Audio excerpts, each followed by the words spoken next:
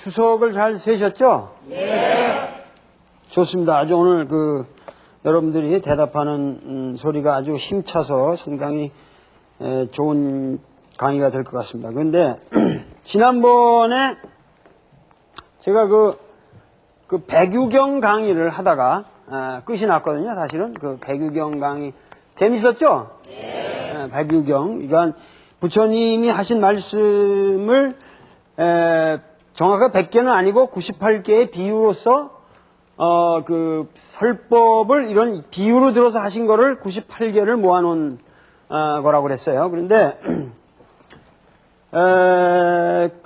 보면은 역시 원시불교, 소승불교의 경전들이 그렇게 소박하고 아주 강하고 우리에게 오는 느낌이 아주 강하고 상당히 좋습니다. 하나만 제가 더 여기 중에서 삼중루유라는 비유를 하나 더 소개할까 합니다.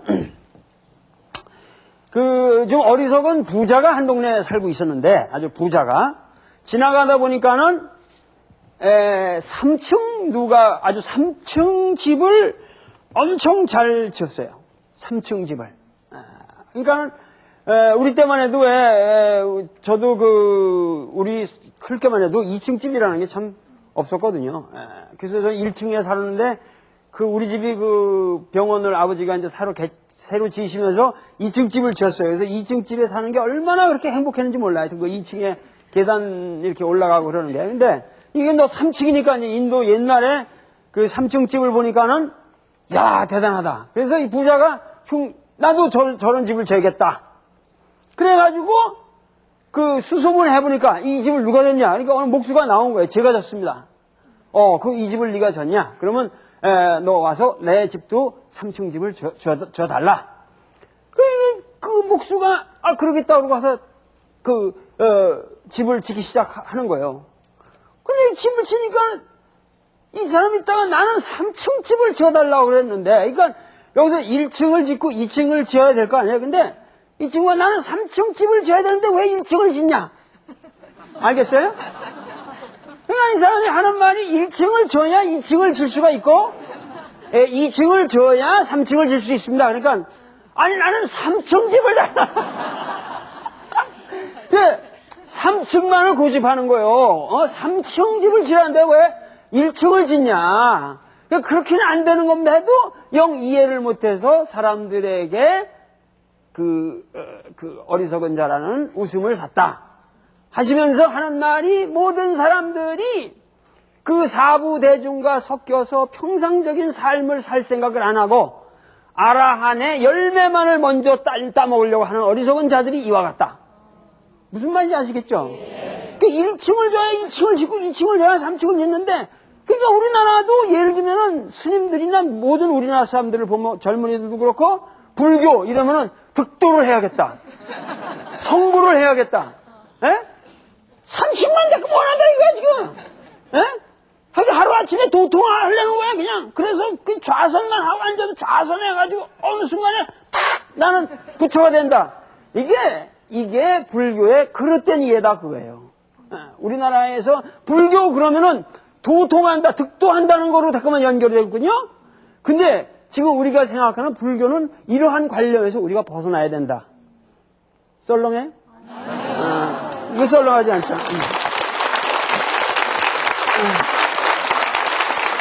그 다음에 빨려 3장이라는 게 있었다고 그랬죠?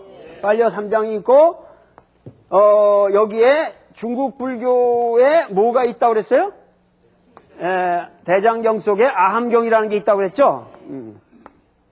아함이라고, 이게 사실은 원래는 경함이라고 그랬죠? 근데 여기에는 이제 빨려 3장 중에서 니까야라는 부분, 근데 이 니까야라는 거하고 아함이라는 거, 그러니까 아함이라는 건 아가마라고 하는 그러니까 부처님 말씀으로서 전에 내려온 것들이라 그런 의미라고 그랬죠? 그래서 저는 이 아함이라는 것도 제 처는 이거를 언어학자니까 듣고, 이건 우리가 좀 아함이라고 있잖아요.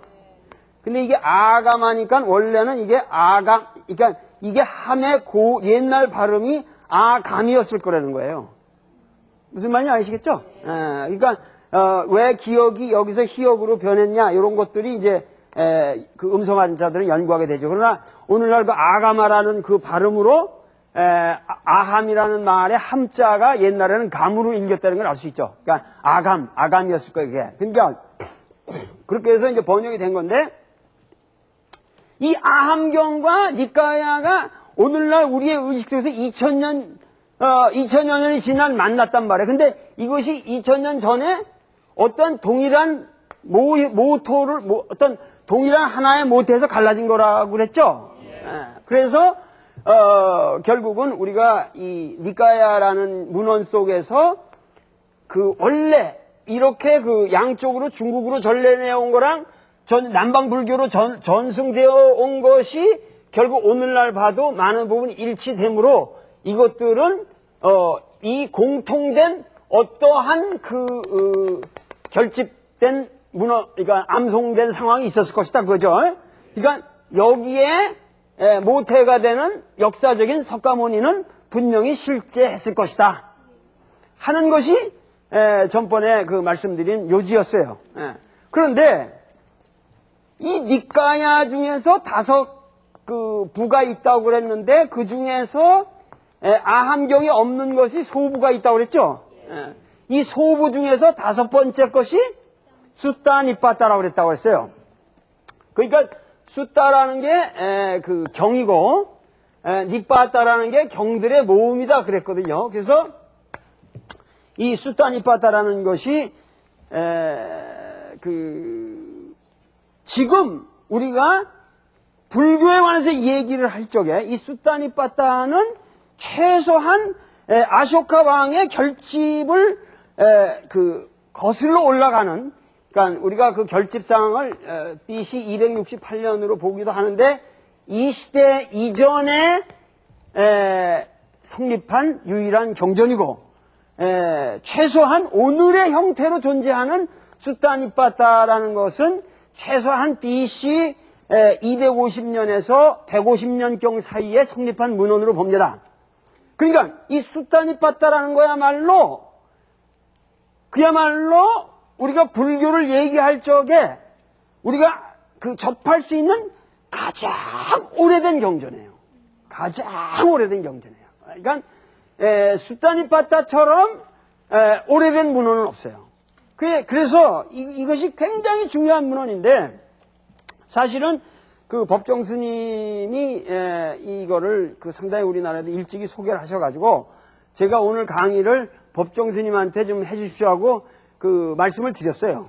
그랬더니 법정 스님이 저한테 아주 정중한 편지를 보내주시면서 상당히 도월 선생이 부탁을 하니까 내가 꼭 강의를 해드리고 싶은데 요즘 지금 기관지 천식이 생겨서 좀 어렵다고 몸이 좀 불편하신 것 같아요. 그리고 또 그렇게 고요하게 사시는 수행자분을 여기 텔레비에 나오셔가지고 강의를 부탁드린다는 것도 또 저로서도 여러 가지 마음 내키지 않는 부분도 있고 그래서 오늘 할 수 없이 제가 숫다 니빠따라는 경전이 과연 어떠한 경전인가 하는 것을 오늘 좀 강의를 드리려고 합니다.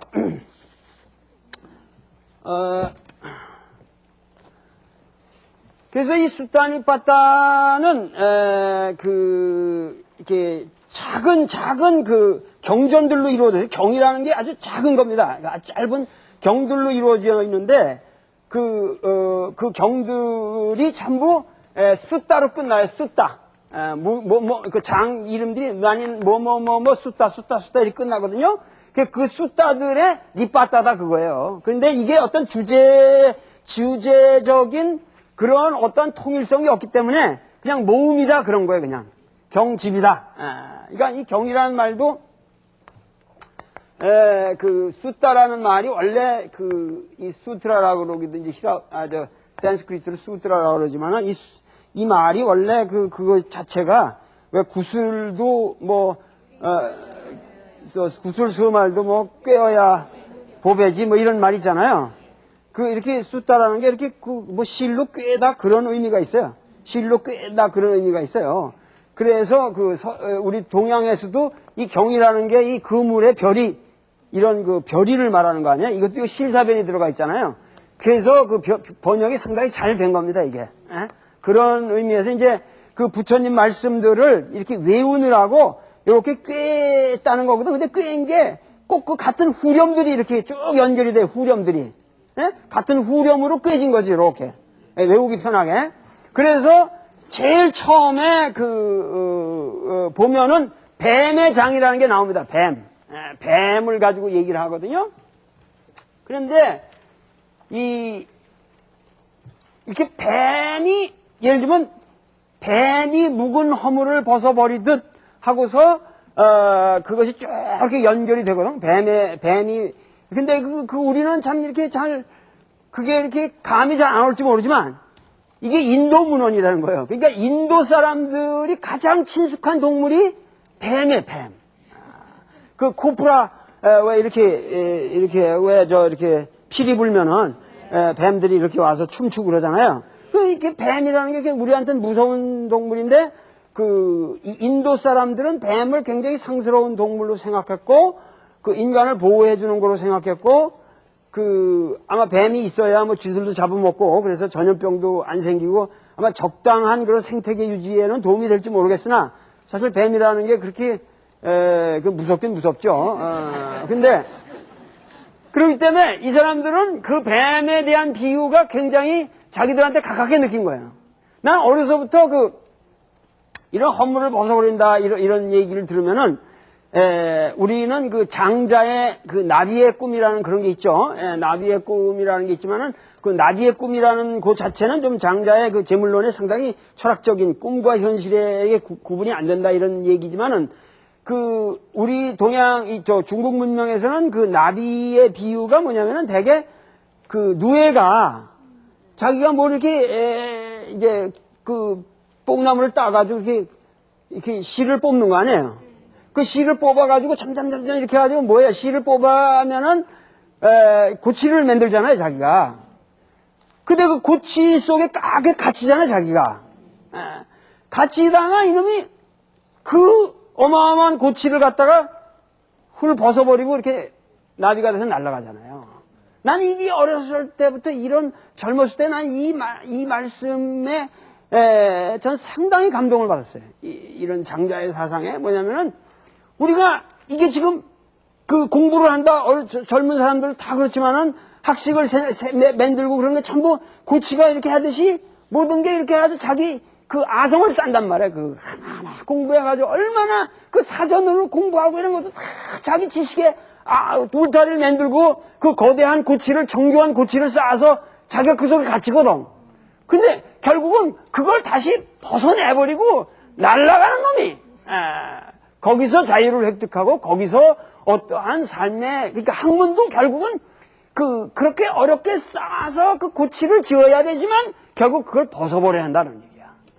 그러니까 뱀도 항상 그렇게 자기 허물을 벗어버리고 나가듯이 그러니까 인간도 항상 끊임없이 그렇게 허물을 벗어버리고 나간다. 이것이 뭐예요? 해탈이라는 거죠. 해탈, 이 풀해 이 벗을 탈자란 말이야, 이 벗을. 껍질을 벗는다. 그러니까, 동양에서는 그러니까 중국 문명에서는 나비의 어떤 비상, 나비의 그런 벗음이라는 걸로 돼 있고, 인도 문명에서는 뱀이 껍질을 벗는다 하는 그런 이미지로, 이러한 인간의 해탈, 자유의 비상, 이런 것이, 그려지고 있는 것 같습니다. 한번 같이 읽어보겠습니다. 뱀의 독이 몸에 퍼지는 것을 악으로 다스리듯 치미는 화를 사귀는 수행자는 이언덕과 저언덕을 모두 떠난다. 뱀이 묵은 허물을 벗어버리듯 연못에 핀 연꽃을 물속에 들어가 꺾듯이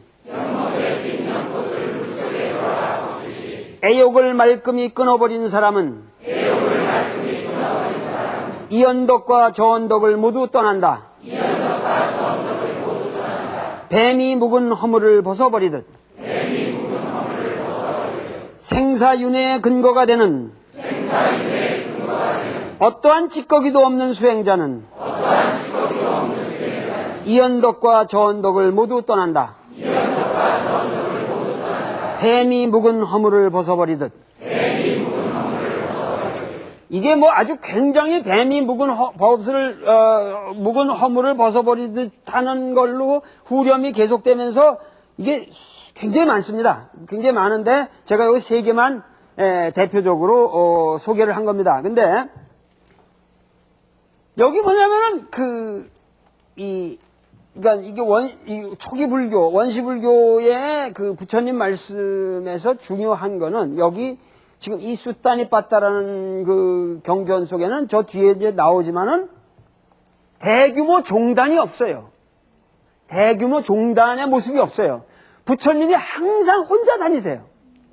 혼자. 그러니까 이것이 성도 후에, 깨달음을 얻은 후에 그냥 혼자 유랑하시는 모습이에요. 이 수따니빠따는. 그러면서 사람들하고 만나서 말씀하시는 거라고. 그렇게 하고, 아난이라는 사람이 등장을 안 해요. 아난이라는 사람이. 부처님이 말년에는 항상 아난이 25년 동안 수발을 들었다고 그랬거든요. 그러니까는 최소한 이거는 뭐냐면 부처님이 35세에 득도를 했다면 한 55세까지 절분 붓다한 것 같아요. 이거는. 이 수따니빠따의 주인공이 돼 있는, 그러니까 완전히 그 말년에 아주 거룩하게 돼서 그런, 그러니까 이 생애에서도 그런 시대에 그가 아니란 말이죠. 그리고 그 일체 우리가 말하는 뭐 부처님이니 이런 그 어마어마한 그런 뭐 세존이시여, 뭐 그러니까 그런 식의 지금 불교에서 나오는 각자 시험하고 이런 그 부처님이라고 말씀하는 우리 그런 용어가 일체 없습니다. 그냥 편하게 뭐냐면 선생님이에요, 그냥. 이 사람을 부르는 게, 그리고 그냥 고타마 씨. 고타마 씨라든가 선생님, 이런 거고, 그리고 그 표현한 형용사가 행복한 사람. 행복한 사람. 얼마나 멋있어요. 행복한 사람. 이런 표현밖에 없어요. 그리고 눈 뜬 사람. 눈 뜬 사람. 이런 거고, 온전한 사람. 이런 식의 표현밖에 없습니다. 그리고 여기 중요한 게, 여기 수행자라는 말이 나왔죠? 아까, 둘째 줄에. 이 수행자가, 비쿠라는 이걸로 되어 있습니다. 이게 소위 말해서 지금 비구라는 거거든요? 비구로 번역된 거거든요? 이게 음역이에요? 이게 비쿠로 되어 있는데, 이 비쿠도 출가자가 아니요. 출가는 출가인데, 지금 말한 여러분들이 생각하는 스님이 아니에요. 비쿠라는 건 단순히 뭐냐면, 걸식하는 사람이라는 의미예요. 여기 수행자라고 하는 것은, 그러고, 특별한 계율도 없고, 여기 보면은 그렇게 복잡하지 않아요. 이 수따니빠따에는. 그렇기 때문에, 우리가 그 원시불교의 모습이 과연 어떠한 것인가 하는 거를 상당히 깊게 고민케 하는 경전이라고, 이 수따니빠따는. 내가 최근에 수따니빠따를 좀 깊게 이렇게 읽어보면서, 앞으로 우리나라에서 최소한 수따니빠따에 관한 논문이, 박사 논문이 100개는 나와야 된다고 생각이 돼요. 그래야 겨우 이 경전이 좀 이해가 될까 말까 할 정도로 여러 가지 문제가 많아요. 내가 고민하고 있는 문제가 한두 개가 아니에요, 지금. 이 경전에 관해서. 근데 우리나라에 불행하게도 이제 이 수따니빠따라는 접정 스님의 번역이 나와 있고, 여기 민족사의 석지연 스님이란 분이 두 분의 이 번역이 대표적인데, 이 두 분의 경전이 뭐 그런 대로 다 좋은 번역이지만, 중요한 거는 뭐냐면 이것이 충분히 우리가 알아듣도록 해설이 안 돼 있어요.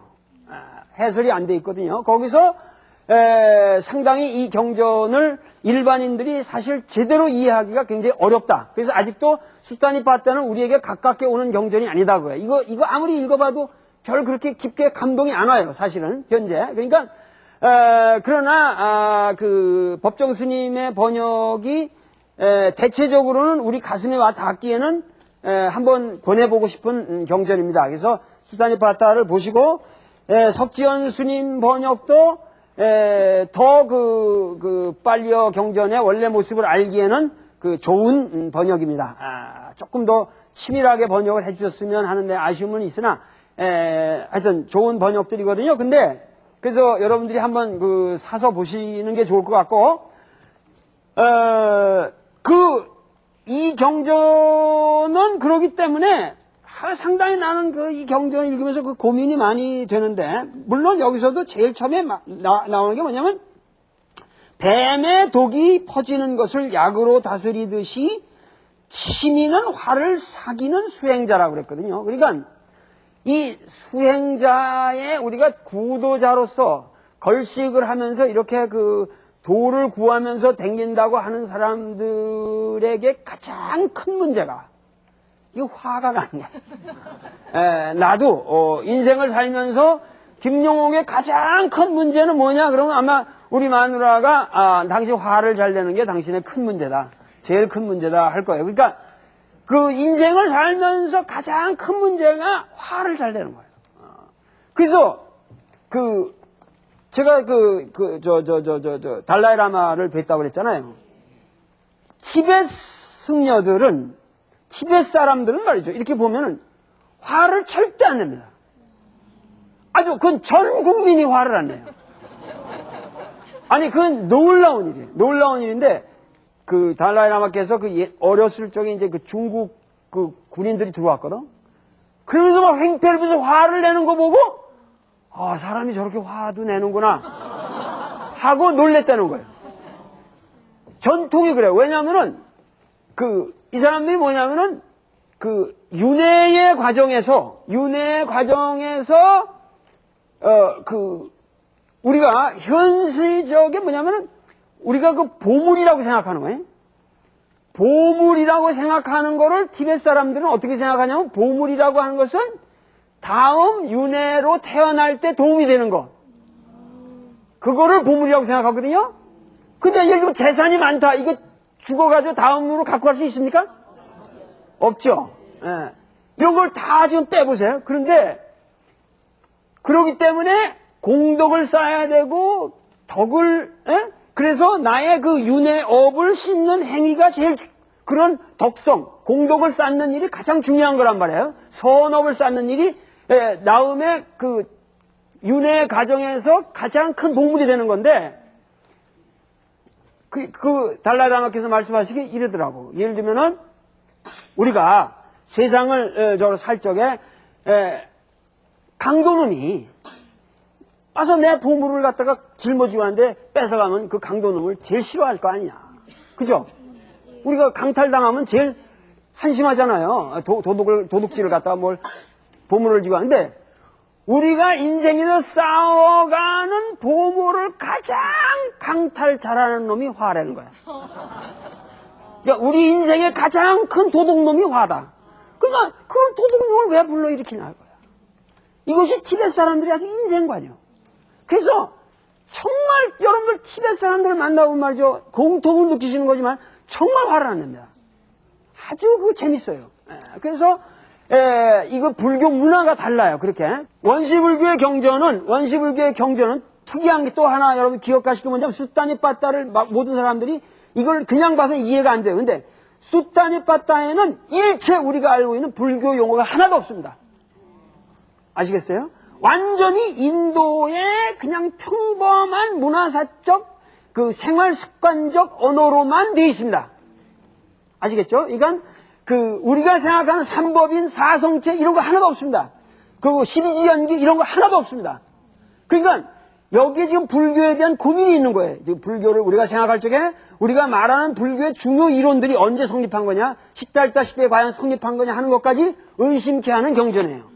이 수타니 빠따라는 게. 그렇기 때문에 굉장히 우리에게 충격을 주는 경전인데 그렇지만에도 불구하고 수타니 빠따를 이렇게 들여다보면 정말 이거는 초기에 불타의 진정한 모습을 전하는 경전이라는 생각이 깊게 들고 또 들어요. 그만큼 영어로 말해서 authentic, 아주 역사적으로 확실한 문헌이란 말이에요. 그런데 그런 것들이 안 나온단 말이에요. 지금 그런 이제 불교 용어가 없단 말이에요. 불교 책인데 불교 용어가 없어요. 그러니까 여기서도 우리가 지금 하나는 차한, 피한 이런 것이 아니라 여기서 이언덕과 저언덕이라는 건 흔히 지금 주석가들이 생각하기는 이언덕이라는 것은 물질적 세계, 그리고 저언덕이라고 하는 것은 우리의 정신적 세계, 이런 정도로 이해를 하시는 게 안전하다. 여기에 대한 이제 여러 가지 해석은 있으나, 그러니까는 정신적인 차원, 물질적인 차원을 모두 떠난다. 이제 떠난다. 뱀이 묵은 허물을 벗어버리듯. 그 다음에 연꽃에 핀 연못에 핀 연꽃을 물속에 들어가 꺾듯이. 이것도 잘 이해가 안 돼요. 이게 뭔지나 잘 이해가 안 되는데, 아마 이것이 뭐냐면은 연꽃을 위에서 이렇게 수면에서 그냥 꺾어버려 봐야 또 속에서 이렇게 올라오니까 아주 물속으로 깊게 들어가서 뿌리채 뽑는다는 그런 얘기인지 나 솔직히 이해가 안 가요. 어디 주석이 별로 없어. 이런 것도 정확하게 우리 이해가 안 되는 거라고, 이런 게. 그러고 그러면서 애욕을 말끔히 끊어버린 사람은 그 17번에 5가지 장애물이라고 해서 니바라나 판차라고 그래서 탐욕, 분노, 마음의 침체 상태, 마음의 들뜬 상태, 지나친 의심, 이런 것들이 지금 여기 애욕이라는 개념 속에 들어가는 거예요. 그러니까 우리의 그 탐욕과 분노 이런 것들을 말끔히 끊어버린 사람은 이언덕과 저언덕을 모두 떠난다. 뱀이 묵은 허물을 벗어버리듯. 좋죠? 네. 그 다음에 생사윤회의 근거가 되는 어떠한 찌꺼기도 없는 수행자는, 그러니까 수행자라고 한다면은 생사윤회의 근거가 될 수 있는 찌꺼기를 남기지 말아야 한다는 거예요. 찌꺼기를 남기지 말아야 된다. 나는 솔직히 말해서 제가 그 어떤 분이냐, 그 성철 스님을 상당히 우리나라의 고승으로 존경을 하는데, 그런 양반도 돌아가시면서 무슨 사리가 저기서 그 사리탑을 가지고 지금 저기를 하고, 그 해인사에다가도 그 양반의 그 백년암에 고시원이라는 데를 만들어 놓고 거기다가 그 양반의 이저 동상, 뭐 이렇게, 초상을 다 이렇게 만들어 놓고 거기서 지금 저 스님들이 거기서 이렇게 그 예배를 하고 이러는데, 그거는 내가 보기에 그건 도대체 말이 아니다 그거예요. 그건 그 법정 성철 스님에 대한 모독도 이만한 저만한 모독이 아니다 이거야. 그러니까 그런 분들이야말로 그냥 인생에 그렇게 현세에서 많은 공덕을 쌓으시고 용맹정진을 하신 분들인데, 그런 지저분한 찌꺼기를 남겨가지고 왜 윤회의 건덕지를 남기느냐. 그런 분이야말로 그 춘성스님 같은 분은 그냥 참 내가 존경하는 선생인데, 근데 춘성스님에 대한 얘기는 뭐 한두 개가 아니죠. 근데 그 양반도 돌아가서 답의를 했는데, 그 유언이 일체 여기 찌꺼기를 남기지 말라. 그래서 그 영롱한 사리들이 다 나왔는데, 나중에 그런 얘기도 하겠지만은 전부 바다에다 던져버렸어요. 던져버리고 찌꺼기를 안 남겼어요. 그러니까 그만큼 뭔가는 이 정말 수행자는, 이 비쿠는 생사윤회의 근거가 되는 어떠한 찌꺼기도 남기지 말아야 된다 하는 거죠. 그 다음에 이 다니아라고 하는 그 다음 장이 저는 상당히 또 재밌어서 여러분들에게 이제 그 초기 경전의 이 모습을 좀 전달해 드리려고 제가 하는 겁니다. 그래서 다시 한번 이것도 읽어보겠습니다. 소치는 사람 다니아가 말했다. 나는 이미 밥도 지었고 우유도 짜놓았습니다. 마이 강변에서 처자와 함께 살고 있습니다. 내 움막 지붕에는 이영을 덮어 놓았고 집안에는 불을 지펴 놓았습니다. 그러니 신이여 비를 뿌리려거든 비를 뿌리소서. 스승이 대답하셨다. 나는 성낼 일이 없고 마음에 끈질긴 미혹도 벗어버렸다. 마희 강변에서 하룻밤을 쉬리라. 내 움막에는 아무것도 걸쳐놓지 않았고 욕정의 불은 남김없이 꺼버렸다. 그러니 신이여 비를 뿌리려거든 비를 뿌리로소. 뿌리소서. 이것도 참 뭔가 이렇게 근사하죠. 근데 정확하게 잘 이해가 안 되실 거라고, 이런 게 정확하게 이해가 안 되는데 내가 해설을 해드려 볼게요. 여기 소치는 사람 다니아를 이제 그 마히 강변에 사는 어느 소치는 어떤 조그만 농가를 이제 지나가셨겠죠. 그래서 거기 하룻밤을 기숙하신 상황. 여기서 중요한 건 시달다 혼자라는 얘기죠. 혼자. 그냥 정처 없이 떠가는 거예요. 떠가다가 오늘은 여기서 하룻밤을 묵겠다 하는 모습이 우선 떠올라야 돼요. 다음에 여기 이 얘기가 뭐냐면은 소치는 사람 다니아가 말했다는 거는 옛날에 인도 습관에 이 소를 굉장히 중시해서 소를 많이 길렀는데 이 소를 치는 사람들이 우기 동안에 4개월을 고지에서 보냅니다. 정착을 해서 4개월 동안은 우기 동안 배내다가 내려와서 이제 평지로 방목을 하러 댕겨요. 4개월 동안 우기 동안에는 이제 그 소를 데리고 댕기질 못하고 고지에서 어느 이렇게 정착을 한다 이거예요. 그래서 우기를 이제 날 준비를 마친 상황에 지금. 우기를 그래서 지금 뭐라 하냐면 밥도 지었고 우유도 짜놓았고 이런 얘기가 그래가지고 운막 지붕에는 이영을 덮어놓았다는 건 이제 장마가 질판인데 그 수리를 다 해놨다는 얘기야. 아시겠죠? 그렇게 해서 그러한 상황을 인도 사람들의 풍수를 이해해야 됩니다. 이게. 그러니까 술다니 빠따라는 그냥 말로만 이해해서 소용이 없습니다. 그런 배경에서 저기 뭐냐면 그러니 신이여 비를 뿌리려거든 불을 뿌리소서 하는 것도 이게 번역이 이게 저긴데 영어로는 뭐라죠? It rains 그러죠? 비가 온다는 걸 갖다가 It rains 뭐냐면 이 가주어를 써가지고 그냥 rains는 자동사인데 그냥 it rains 이래요. 근데 그 인도에서는 비를 내린다는 게 우리처럼 비가 내린다 이렇게 자동사적으로 표현하지 않고 반드시 뭐냐면 그 비라는 건 중요한 생명의 현상이기 때문에 이것은 하늘에 계신 하나님께서 반드시 비의 신이 관장을 해서 내리는 걸로 돼 있어요. 그래서 비가 온다라는 표현이 인도 말로는 반드시 신이 비를 뿌린다라는 표현으로 돼 있습니다. 아시겠죠? 네. 그런 인도 말과 관련되어 있는 표현이에요, 이게. 그러니까 그냥 비가 오려면 와라 이런 얘기가 아니에요. 이 준비를 이제 해놨으니까 하나님이시여 신이시여 비를 관장하는 우신이시여 이제 비를 뿌리려거든 뿌리소서 하는 걸로 쭉 이게 나가는 겁니다. 그런데 여기 재미난 게 여기 밥도 지었고 우유도 짜놓았다 그랬잖아요. 이것을 이 말로 하면은 빠꼬다노 두다키로 이런 파리어가 돼 있는데 여기 아분이 돼 있다고. 이것이 뭐냐면 고타마 시달다가 이제 거기에 대해서 다니아가 소치는 사람 다니아가 이렇게 난 준비가 끝났다 이러는 데 대해서 대끼로 성낼 일이 없고 마음에 끈질길 미용도 벗어버렸다. 요 두 마디가 아코다노 비가타 키로 이렇게 해가지고 다노 키로가 이렇게 아분이 됩니다. 아시겠습니까? 그러니까 우리 한국말로 봐서는 이게 전혀 이해가 안 되는 거예요, 이게.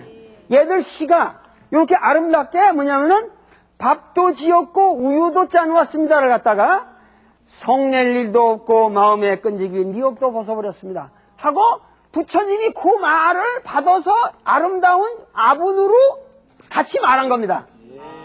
아시겠죠? 그렇기 때문에 이것이 빨리어로 이렇게 읽을 적에, 이렇게 암송할 적에 아름답게 들리는 거예요. 아름답게 들리는 거예요. 그러면서 마이 강변에서 처자와 함께 살고 있다고 그랬잖아요. 오손도손 가정을 꾸리고 이것은 행복한 한 가정의 모습이죠.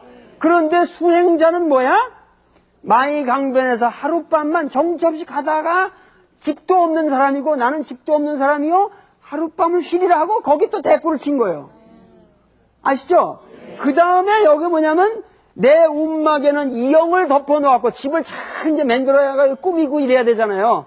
그런데 수행자는 뭐냐면 내 움막에는 아무것도 걸쳐놓지 않았고, 뭐냐면 여기서 움목에 걸쳐놓지 않은 데가 내 움막이라는 게 뭐냐면은 자기가 잘 무슨 헛간이라는 얘기가 아니고 자기 몸을 말하는 거예요.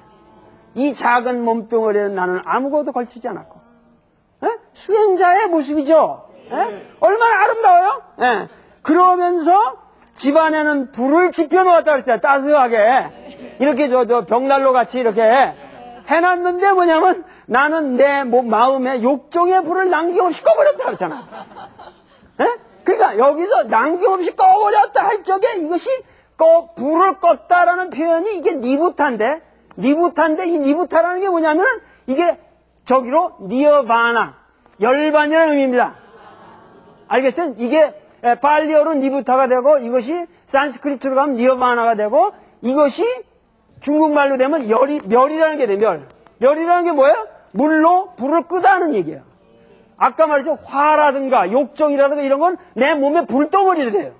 내가 화난다는 건 화가 나, 화. 이 불이 나는 거야, 불이. 그죠? 화난다고 그랬죠? 이게 불화자예요, 우리가. 화낸다. 그 화를 끈다. 그 화가 꺼버린 상태를 열반이라고 그래요. 그러니까 열반이라는 것도 불교의 용어가 아니라 그냥 얘들의 그냥 인도 말의 평범한 마음의 불이 꺼진 상태라는 의미란 말이야. 그러니까 불교 용어가 아니란 말이지, 열반이라는 게. 아시겠죠? 그러니까 수타니 빠따라는 경전은 이렇게 읽어야만 이게 해설이 다 돼야 되는 거예요, 이게. 그냥 읽어가지고 이게 이해가 안 되죠, 그냥. 아무리. 예, 이런 전문적인 해설이 필요하단 말이에요, 이게. 한 구절, 한 구절. 예, 근데, 그냥 뒤에다가 후주 정도 몇 개 해놔가지고는 읽을 수가 없죠. 그러니까 매 줄마다 정확한 해설을 해야 된다고, 이게. 예.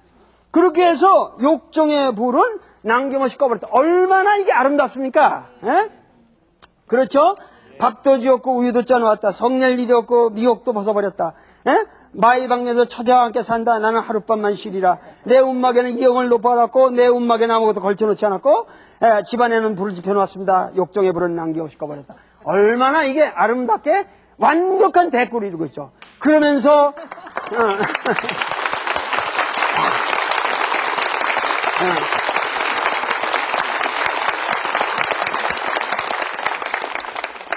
그러면서 신이여, 그러니 신이여 비를 뿌리려거든 비를 뿌리소서. 얼마나 아름다워요. 이거 걸친 정말 이게 이 경전의 아름다움이라는 건 말이죠. 이 고전학자들은 그렇기 때문에 평생 이 고전에 미쳐 사는 겁니다, 이게. 이런 거를 이렇게 저기 하면 한문 고전도 그렇고 빨리어 고전이 됐든 뭐 산스크리트 고전이 됐든 히랍 고전이 됐든 이 고전이라는 게 들어가면 그렇게 아름다울 수가 없어요. 옛날 사람들이 이게 BC 3세기에 성립한 문헌이라는 걸 생각해 보세요. BC 3세기. 지금 우리가 여러분들이 알고 있는 신약 성서보다 약 4세기, 최소한 4세기를 앞서는 문헌이에요, 이게. 약 4세기를 앞서는 문헌이에요. 그런데 이렇게 아름답고 멋있단 말이에요, 이게. 그러니까, 우리가 다양하게, 이제, 그 다음에 이제 세 번째 나오는 걸 또 소개를 해 드릴게요. 이 다음에는 카가 비싸나 숫다라는 건데, 다 이게 숫다라는 게 붙잖아요, 이렇게. 그러니까 이게 콧불소의 웹불이라고 그러는데, 저 광야를 가는 콧불소의 웹불처럼 혼자서 가라. 저 광야를 가는 콧불소의 웹불처럼 혼자서 가라. 이것도 말이죠. 저 광야를 가는 콧불소의 웹불처럼 혼자서 가라. 이게 좀 정확하게 문법적으로 이해가 가세요? 콧불소의 웹불처럼 혼자서 가라. 이게 잘 이해가 안 되실 거예요. 나도 이게 저겠는데, 이게 뭐냐면, 인도가 이렇게 있고, 여기 아프리카 대륙이 이렇게 있잖아요. 그리고 여기 이제 뭐 이렇게, 아라비아 쪽에 했는데, 이거를 말이죠. 이게 이렇게, 이걸 이렇게, 이 대륙을 이렇게 붙이면 딱 붙게 돼 있어요, 여기가. 원래 인도하고 아프리카 대륙이 하나였다는 거거든요. 그래서 인도하고 아프리카에만 코끼리가 공통되고, 콧불소가 공통됩니다. 예? 딴 데는 없어요. 코끼리 같은 게 인도하고 그래서 이걸 지질학적으로 지금 그것 때문에 인도하고 지금 아프리카가 옛날에 붙어 있었다고 생각하거든요. 그리고 인도 사람들하고 이렇게 보면 인도에 가서 보면 아프리카 토인들의 그 인종도 많이 있어요.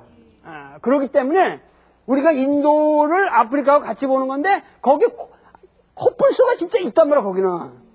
근데 이 코뿔소라는 놈이 이게 4m 길이가 4m고 높이가 2m 정도 돼요. 그러니까는 어마어마한 동물이죠. 그런데 이게 굉장히 또 민첩합니다. 민첩해가지고 달릴 때 40km가 나와요. 이 속력이. 그러니까 이 코뿔소라는 게 이 재미난 동물인데 특이한 거 뭐냐? 뿔이 하나다 이거야 이게. 여기에. 그렇잖아요? 이 코뿔소의 특징, 라이노서러스의 특징이 뿔이 이렇게 하나인데 이게 보통 소라든가 이런 거는 2개가 있잖아요. 그러니까는 그 2개가 있으면 그래도 이렇게 남녀 짝이 있고 해서 둘이 있으면 외롭지가 않단 말이에요. 뿔이라도. 근데 뿔이라 할지라도 하나가 이렇게 있는 놈이 가는 모습이 아주 외롭게 보였던 건가 옛날 사람들이. 모든 게 2개인데. 그렇잖아요. 그러니까 소 같은 거 보면 2개고 다 모든 게 2개인데 사슴도 이렇게 양쪽으로 있는데 이거 가운데 하나만 이렇게. 그러니까 코뿔소의 외뿔이 고독의 상징이야. 그런데다가 또 재미난 건 뭐냐면은 이것이 과거로부터 상스러운 동물로 돼 있고 사람을 여간해서 해치질 않습니다. 그리고 문제는 재미난 거는 코뿔소 자체가 solitary animal이에요. 이게 군집을 하질 않아요. 혼자 살아요. 자기 똥으로 이렇게 자기 바운다리를 똥냄새로 이렇게 해놓고 서로 침범을 못하게 영역을 만들어 놓고 삽니다. 그래서 코뿔소가 취락을 하는 코뿔소 종자도 있긴 있는데 대부분이 코뿔소가 혼자 살아요. 그러니까 혼자 사는데 이 자식이 또 풀 하나가 이렇게 혼자 가니까 그러니까 여기에서 이 연결되어 있는 것이 뭐냐면은 여기에 유명한 것이 코뿔소라는 그 이미지와 초기 불교의 원시 불교의 독각이라는 말이 있습니다. 독각이라는 말인데 이게 뭐냐면 옛날에 성문이라고 여기 이제 불교에서 그 삼승이라는 게 있는데 성문 독각 보살, 성문 독각 보살이라는 이 삼승이라는 게 있어요. 삼승. 이 삼승이라고 하는 이게 있단 말이야. 이 삼승이 있는데 이 성문이라는 것이 소위 말해 슈라바카라고 그러고 이 슈라바카라는 게 이게 성문이라는 게 부처님의 말씀 소리를 직접 들은 사람들이요. 그러니까 소리를 들어서 실천하는 사람들. 성문이라는 게 좋은 거예요. 여러분들 여기 앉아있는 사람은 100% 성문이죠 지금. 돌의 성문에 지금 슈라바카들이라고. 그러니까 그 소리를 들어서 직접 듣고 이해하고 그 실천하는 사람들이라는 얘기거든. 그러니까 이게 성문이라는 게 나쁜 게 없어요. 그리고 독각이라고 하는 것은 홀로 깨달은 자들이에요. 홀로 깨달은 자들. 이게 뭐냐면 홀로 깨달은 자들 프라티에카 붓다라고 그래서 프라티에카라는 게 이게 프라티에카라는 게 홀로 혼자서 깨달은다 이런 게 붓다라는 게 깨닫다는 말이니까. 그러니까 독각이라는 게 그런데 이 대성운동이 나오면서 보살 중심 사상이 되면서 이건 이제 다시 내가 나중에 설명하지만 성문 독각이라는 건 매우 나쁜 것처럼 이게 소승의 아주 나쁜 것처럼 폄하를 했다고. 성문 독각 이승은 이건 형편없는 거고 보살승이래야 된다. 그래서 대중과 더불어 사는 보살승이라야 된다 그랬는데 그래서 이걸 굉장히 폄하를 했는데 중국 불교에서 특히 원시 불교의 이상은 독각입니다. 결국 인간이 깨닫는다고 하는 것은 홀로 깨달을 수밖에 없는 거예요. 어떻게 같이 깨달아요? 깨닫는 거를 같이 깨달을 수 없는 거예요. 하고 내 머릿속에 혼자 오는 거지. 깨달음이라는 건 둘이서 할 수 없는 거예요. 깨달음의 계기를 딴 사람이 줄 수는 있어요. 알겠어요? 그러나 깨달음이라는 건 어디까지나 독각이 될 거야. 그러니까 그 부처님이 하신 유명한 개송이 있어요. 자기가 오도송. 부처님의 오도송이 내 책에 이 달라이라마와 도레 만남 이 책에 여기 써 있는데 이 양반이 128페이지에 여기에 보면은 부처님이 오도송으로 내놓으신 말씀이 이게 너무 멋있다고. 실제로 깨닫고 하시는 말씀이 뭐냐면 나는 모든 것을 이겼고 모든 것을 알았다. 나는 일체의 제법에 물들여지지 않았고 모든 것을 버렸다. 가래가 다한 해탈을 얻었다. 스스로 깨달았으니 누구를 스승으로 칭하리요. 나에겐 스승이 없다. 나와 비견할 자도 없다. 천신을 포함하여 이 세간에 나와 같은 자는 없다. 어떤 자도 나와 동등하지 못하다. 나는 이 세간에서 존경받아야 할 사람이로다. 나는 무상의 스승이다. 나는 홀로 모든 것을 바르게 깨달아 청량하고 적정한 경지에 이르렀다. 나는 법륜을 굴리기 위해 카시의 도성으로 간다. 어두운 이 세상에 불멸의 북을 울리기 위해. 이것이 이 양반의 오도송이란 말이야. 이 오도송이라고 하는 이거 보면은 나는 스승도 없고 세간에 나와 견줄 자도 없다. 이거 굉장히 거만한 말 같지만은 이거는 뭐냐면 정말 나중에 5 비구들도 다 떠나고 혼자서 깨달으신 거거든. 그렇기 때문에 이런 말씀을 하시는 거란 말이야. 그래서 소위 말해서 이 처음에 오도성이 이게 뭐냐면 이 독각의 모델입니다. 바로 이 독각이라고 하는 거예요. 아시겠어요? 그래서 초기 불교의 이상은 모든 이상은 독각이었고 독각의 정신. 그러니까 아주 역사적인 시달타가 모든 그들을 따르는 대중들에게 가르쳤던 가장 중요한 사상은 이 독각 사상이에요. 그리고 이 독각 사상을 가지고 표현한 인도 대중들에게 알기 쉽게 표현한 것이 뭐냐면은 콧불소에 외뿔처럼 가라 하는 거야. 콧불소처럼 혼자 살고 콧불소처럼 뿔도 2개가 없이 혼자서 외롭게 그리고 이 자식이 이렇게 우직하게 이런 어떠한 우직하게 뭘 뚫고 나가는 모습이 있잖아요. 콧불소에게는 그러한 콧불소의 외뿔처럼 가라 하는 이 말씀을 통해서 이 독각의 사상을 말씀하신 것이다. 그래서 어때? 수다니빠따가 재미있어요? 네.